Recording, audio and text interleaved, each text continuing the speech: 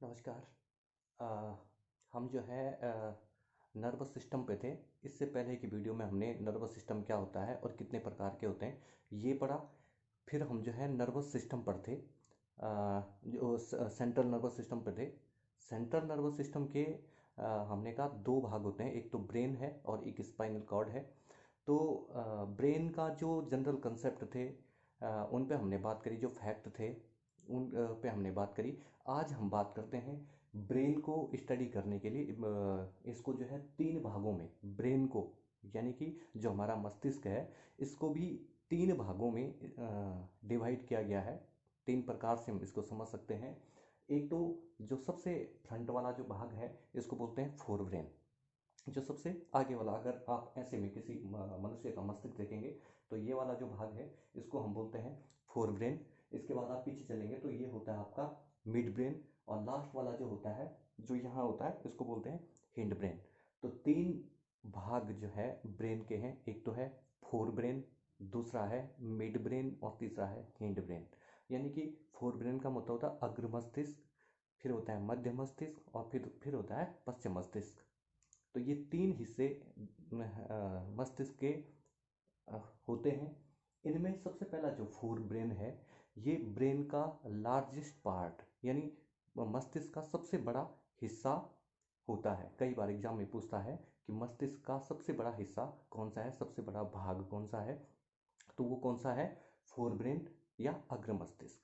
और जो सबसे छोटा वाला जो भाग है मस्तिष्क का, इन तीनों में से सबसे छोटा जो भाग है वो कौन सा है, वो मिड ब्रेन है। मिड ब्रेन यानी जो मध्य मस्तिष्क है वो सबसे छोटा भाग है। तो दो क्वेश्चन ये जो है कई बार पूछे जाते हैं। फिर जो फोर ब्रेन है, फोर ब्रेन के भी तीन भाग हैं। पहला भाग थैलेमस है, थैलेमस, दूसरा हाइपोथैलेमस और तीसरा है सेरेब्रम। तो मस्तिष्क के तीन भाग हो गए, fore brain, mid brain, hind brain. और जो फोर ब्रेन है, फोर ब्रेन के भी तीन भाग हैं। तीन भाग में पहला थैलेमस, दूसरा हाइपोथैलेमस और तीसरा सेरेब्रम। फिर आता हमारा मिड ब्रेन। तो मिड ब्रेन जो में इसमें कोई ज़्यादा पार्ट नहीं होते हैं। इसके बाद लास्ट हम पढ़ते हैं हिंड ब्रेन, यानी कि जो हमारा पश्चिम मस्तिष्क है उसके भी तीन भाग हैं। एक तो है पोन्स फिरोलाई, दूसरा है मर्डला ऑब्लंगेटा और तीसरा है सेरेबेलम। ध्यान रखना, इनमें कंफ्यूजन मत करना। जो हिंड ब्रेन है, हिंड ब्रेन का जो लास्ट वाला जो भाग हमने वो बोला सेरेबेलम, सेरेबेलम। और जो अग्र मस्तिष्क का लास्ट भाग है वो सेरेब्रम है। इनमें भी एक क्वेश्चन ये बनता है कि जो मस्तिष्क का उप छोटा भाग, जो सब, जिसको बोलते हैं लार्जेस्ट सब पार्ट ऑफ ब्रेन, लार्जेस्ट सब पार्ट, यानी सबसे बड़ा भाग, तो सबसे बड़ा भाग तो कौन सा हमारा अग्र मस्तिष्क है। और अग्र मस्तिष्क में भी अगर हम उसको फिर डिवाइड करें तो उसमें भी सबसे बड़ा भाग कौन सा आता है, वो आता है सेरेब्रम का। और मस्तिष्क का इस सब पार्ट, स्मॉलेस्ट सब पार्ट, यानी कि सबसे छोटे पार्ट में भी उपभाग कौन सा है, वो है सेरेब्रम।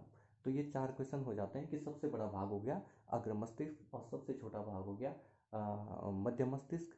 और उप अगर इन भागों को भी हम तोड़ देते हैं, थैलेमस, हाइपोथैलेमस, सेरेब्रम, पोन्स वेलाई, मेडुला ऑब्लोंगेटा और सेरेबेलम में हम तोड़ देते हैं, तो इनमें भी सबसे बड़ा भाग जो होता है वो कौन सा होता है, सेरेब्रम होता है। और सबसे छोटा भाग जो होता है वो सेरेबेलम होता है। तो ये ब्रेन के तीन भाग हमने बताए। और इसमें जो है टोटल ये जो सात पार्ट हैं, इन सातों के जो सातों हिस्से जो हैं, ये प्रत्येक हिस्सा जो है इसका एक स्पेसिफिक फंक्शन है, एक स्पेशल कार्य है हमारे शरीर में। जैसे कि हम सोचते हैं, जैसा कि हमें भूख लगती है, हमें प्यास लगती है, हमें जमाई आती है, हमें नींद आती है। और जितने भी कार्य हम अपने पूरे जीवन काल में करते हैं, वो कार्य हमें कहीं से फील होता है, हमें चोट लगती है उसका आभास होता है, या हमें किसी चीज़ की लत हो जाती है, या हमें कोई भी कार्य जो हम जीवन में करते हैं, वो हर कार्य जो है ब्रेन के इन्हीं अलग अलग सात हिस्सों से रेगुलेट होते हैं। अब सेरेब्रम से कौन सा होता है, सेरेबेलम से कौन सा होता है, हाइपोथैलेमस से कौन सा होता है, और थैलेमस से कौन सा होता है, इसी तरीके से ये सात जो पार्ट हैं हमारे ब्रेन के, इन सातों पार्टों से अलग अलग कार्य रेगुलेट होते हैं। उनको हम जो है अब एक एक करके पढ़ेंगे अगले वीडियो में। और प्रत्येक हिस्से से कौन सा कार्य होता है ये हम देखेंगे, और किस तरीके से हम उस कार्य को इम्प्रूव कर सकते हैं। किस तरीके से हम उस कार्य को जो है इम्प्रूव करेंगे। इतने तक हम ये भी देखेंगे कि जो लोग स्मोकर होते हैं, जो लोग ड्रिंकर होते हैं, किसी भी प्रकार का एडिक्शन किसी को हो जाता है तो ब्रेन के कौन से हिस्से से वो एडिक्शन होता है और योग की कौन सी प्रक्रिया है जिससे जो हम उस एडिक्शन से बच सकते हैं। या फिर हम ये भी देखेंगे कि हमारा जो इंटेलेक्चुअल लेवल है, यानी कि हमें मैथ्स सीखनी है तो मैथ्स के लिए कौन सा रीजन हमारा जिम्मेदार है, हिस्ट्री के लिए कौन सा रीजन जिम्मेदार है, लॉजिक के लिए कौन सा रीजन जिम्मेदार है, ये सब हम पढ़ेंगे। और फिर इसको योगिक प्रैक्टिस के द्वारा किस पार्ट में हमें ज़्यादा फोकस करना है और कौन सा योगिक प्रैक्टिस करना है, वो सब हम देखेंगे अगले वीडियो में। अभी हम मोटा मोटा पूरे ब्रेन की जो हम बात कर रहे हैं, फोर ब्रेन, मिड ब्रेन और हिंड ब्रेन, इन सारे ब्रेन्स को अगर हम एक साथ लेके चले, एक साथ हम इन सबको एक्टिवेट करें, तो उसके लिए हमने कुछ योगिक प्रक्रियाएं हम करते हैं। उसमें जो है एक तो प्राणायाम, आसन, प्राणायाम, धारणा और ध्यान, ये 4 चीज़ें हैं। इनमें पहले भी मैं कई बार कंसेप्ट देख चुका हूँ।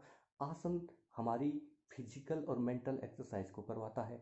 हम जब शरीर की किसी पोस्चर को धारण करते हैं तो वो उस पोस्चर की तरफ जो एक तो उसमें हमारा जो है प्रेशराइज, जहाँ पर हमारा प्रेशर बनता है, तो उस पोस्चर में एक तो उसकी सेल्स एक्टिवेट हो जाती हैं, दूसरा वहाँ पर सर्कुलेशन तेज हो जाता है, ब्लड हमारा तेज़ी से जाता है। और जब ब्लड तेज़ी से जाता है तो वहाँ पर न्यूट्रिशन यानी भोजन के जो अवयव हैं वो वहाँ पर अच्छे से पहुँच पाते हैं और उस हिस्से में जो है उसका विकास होना, उसका जो है विकास सही से हो जाता है। तो ये आसन का कंसेप्ट है, फिजिकल और मेंटल। आसनेन भवेद दृढ़म कहा है महर्षि गैरंड ने, यानी कि दृढ़ता की प्राप्ति होती है शारीरिक और मानसिक। तो इसलिए जो है आसन, कोई भी ऐसे आसन जो हमारे मस्तिष्क से संबंधित हों, वो सारे आसन जो है इसमें काम करेंगे। दूसरा प्राणायाम, प्राणायाम पे भी हम पहले भी कई बार बात कर चुके हैं। प्राणायाम में जब हम, प्राणायाम का मतलब होता है प्राणों का आयाम, यानी मैक्सिमम ऑक्सीजन कंजप्शन जब हम बॉडी के अंदर बढ़ाते हैं, हम डीप इनहेल और डीप एक्सहेल करते हैं तो मैक्सिमम ऑक्सीजन सेचुरेशन हमारी बॉडी के अंदर जाता है। और ये भी हम पहले बता चुके हैं कि हमारी बॉडी का 20% ऑक्सीजन जो है हमारा ब्रेन यूज करता है, यानी कि हम जितनी ज़्यादा ऑक्सीजन गेन करेंगे उतनी ज़्यादा ऑक्सीजन हमारी ब्रेन को जाएगी और हमारी ब्रेन की जो सेल्स हैं वो बहुत ज़्यादा एक्टिवेट रहेंगी। हमारी पूरा ब्रेन जो है अच्छे से उसको न्यूट्रिशन मिलेगा तो ज़्यादा से ज़्यादा एक्टिवेट रहेगा। धारणा और ध्यान, ये तो कॉमन सी बात है कि धारणा यानी कंसंट्रेशन एंड मेडिटेशन, ये दोनों प्रोसेस जो है एक टाइप का एक्सरसाइज है। हम क्या करते हैं, ध्यान करने से क्या करते हैं, हम नंबर ऑफ थॉट्स को लगातार रोकने का प्रयास करते हैं और जितना थॉट, किसी एक विशेष थॉट पे हम फोकस करते हैं तो उस थॉट की दृढ़ता जो है हमारे ब्रेन में होने लगती है। तो धारणा और ध्यान, ये दोनों जो है मानसिक प्रोसेस हैं और इनसे जितना ज़्यादा हम इनका अभ्यास करते हैं हमारा मानसिक लेवल उतना ज़्यादा जो है अच्छा होता जाता है लगातार। इसके अलावा आहार, आहार आहार हो गया, और आचार और विहार, ये 3 चीज़ें जो है मुख्य हैं। आहार से मतलब है हम ऐसा आहार लें जिससे हमारी बुद्धि का विकास अच्छे से हो। जिस प्रकार एक कहावत भी, जैसा खाए अन्न वैसा होता है मन, तो मन का मतलब मैं भी बताऊंगा। मन हमारे कोई यहाँ होता नहीं है, मन हमारे ब्रेन में ही एक तरीके से होता है। तो उसकी एक्टिविटीज़ जो है भोजन के आधार पे भी, हमारी जो लोग तामसिक भोजन खाते हैं, इस तरीके की चीज़ें खाते हैं, जो बहुत तीखा खाते हैं, उनकी एक्टिविटी भी वैसे ही हो जाती है। जो लोग सॉफ्ट खाते हैं, जो लोग अगर अच्छा भोजन खाते हैं, उनकी मेंटलिटी, उनकी मानसिकता भी ऐसी होने लगती है। तो आहार का बहुत ज़्यादा रोल है। और विहार और आचार, आचार और विहार, आचार और विहार से मतलब क्या होता है कि जिस माहौल में हम रहेंगे, जिस तरीके के लोग हमारे आसपास होंगे, वैसे ही हमारा जो है मेंटलिटी होती जाती है, उन लोगों से सुन के, उनको देख के। और जिस तरीके का एटमॉस्फेयर हमारे चारों तरफ होगा, हमारा दिमाग वैसे ही होता जाता है। तो इसलिए आहार, विहार और आचार, ये मानसिक संतुलन के लिए, मानसिक विकास के लिए जो है बहुत ही ज़्यादा आवश्यक होता है। तो हमारे जो बच्चे आगे जो होते हैं, उनको हम जिस तरीके से एटमॉस्फेयर प्रोवाइड करवाते हैं, जिस तरीके का माहौल हम उनको देते हैं, वो बच्चे धीरे धीरे जो है उसी माहौल में ढलने लग जाते हैं। इस पे हम फिर किसी दिन और ब्रॉडली बात करेंगे। इसके अलावा जो है क्रिया योग, क्रिया योग जो महर्षि पतंजलि में बताया गया है, महर्षि पतंजलि ने जो है क्रिया योग का वर्णन भी किया है। तप, स्वाध्याय, ईश्वर प्राणिधान, इस पे मैंने पहले एक वीडियो भी बना रखा है मेरा, मैं उसमें डाल भी दूंगा, इसका लिंक दे भी दूंगा। तो क्रिया योग में जो है तप, स्वाध्याय, ईश्वर प्राणिधान, ये 3 चीज़ें जो है, ये तीनों मानसिक स्तर से होने वाली प्रक्रियाएं हैं। तप का मतलब संघर्षों से है। आप जितना अच्छा संघर्ष करेंगे आपको रिजल्ट्स इतने अच्छे मिलेंगे, आपका ब्रेन उतना ज़्यादा एक्टिवेट रहेगा। स्वाध्याय का मतलब है जो आप किस प्रकार का आप अध्ययन करते हैं। स्वाध्याय का मतलब ऐसे स्वयं के अध्ययन से भी हो सकता है, अपने आप का अध्ययन करना, या फिर किताबों का अध्ययन करना कि तो जितनी अच्छे टेक्स्ट आप पढ़ेंगे, जितनी अच्छी किताबें आप पढ़ेंगे, आपका विवेक उतना ही ज़्यादा जो है उच्च लेवल का होता जाएगा। तो इसलिए किताबें जो है हमारी अच्छी दोस्त होती हैं, उनको हम जितना अच्छे से अध्ययन करते हैं और जिस तरह की किताबों का हम अध्ययन करते हैं, हमारा मानसिक लेवल जो है धीरे धीरे उस स्तर का होने लगता है। और ईश्वर प्रणिधान यानी ईश्वर में विश्वास रखना, ये भी हमारा जो है मानसिक लेवल को उच्च करता है।